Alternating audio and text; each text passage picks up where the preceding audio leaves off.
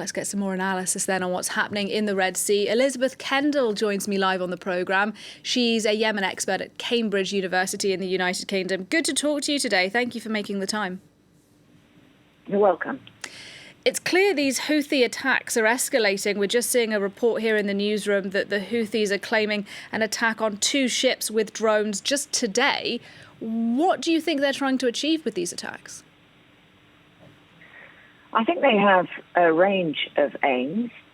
Inside Yemen, they are framing themselves as the defenders of Palestine, and that definitely gives them credibility not only with their own base, but more broadly in Yemen, where there's a lot of sympathy for the plight of the Palestinians. And then regionally, it gives them leverage in the ongoing peace talks with Saudi Arabia to solve the Yemen war. And internationally, I guess it ensures that they grab headlines and get more eyes on their cause and on the Palestinian cause, because ultimately money's involved.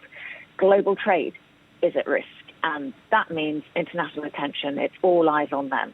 So what are they doing? They're defending Palestine, they're testing the West's red lines, and they're trying to complicate efforts at a resolution and squeeze more concessions out of Israel if there's to be any ceasefire in this context. And one thing that's well known about the Houthis is that Iran is a big backer of the group. Would you say these attacks we're talking about are being directly coordinated by Iran? How would you characterise Tehran's role at the moment?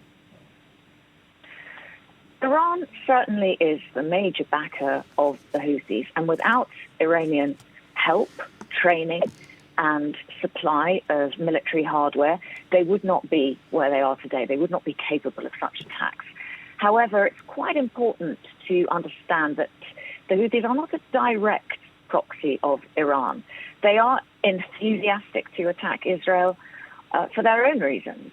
Their slogan very much reflects the attitude of Iran. Their slogan is, God is great, death to America, death to Israel, a curse on the Jews and victory to Islam. So this matches very well with the kind of slogan that they've been bandying about for a few decades now. So without Iran, the Houthis wouldn't be able to do this, but we can't say that they are directly commanded and controlled by Iran. Is there a risk now this will escalate, do you think, to a wider regional conflict? There is a risk.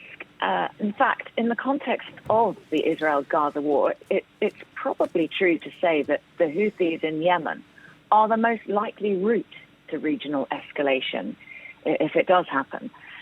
I think the problem here is that the West is in a dilemma. It knows that it has limits on its retaliation because it does not want to become embroiled in another Middle East war. So the Houthis are just testing the limits that they can go to. We must understand that the threat is already escalating. The conflict is already escalating.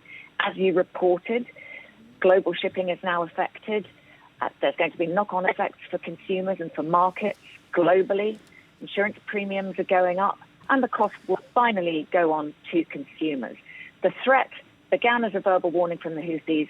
It then turned into missiles and drones. It then pivoted to shipping linked to Israel, and now it's apparently any shipping heading towards Israel, but indeed it looks broader. So the threat is already escalating. You touched on this earlier, but I want to ask you a bit more detail about how this is playing out inside of Yemen. You say the Houthis are partly acting with a Yemeni audience in mind.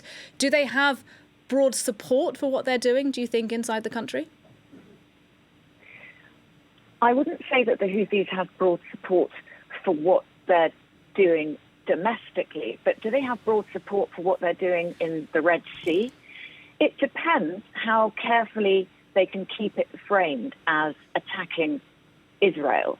I think there's quite broad support for defending the Palestinians, but once that starts to have knock-on effects for prices, for goods, for the potential to delay peace in Yemen, for Yemenis themselves, their support might start to diminish.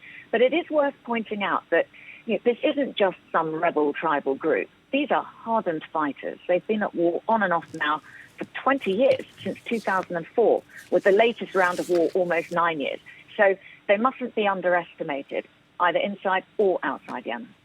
Elisabeth Kendall, lots more I'd like to talk to you about, but unfortunately we're out of time. Thank you very much indeed, though, for your analysis here on France 24 today. You're welcome. Thank you.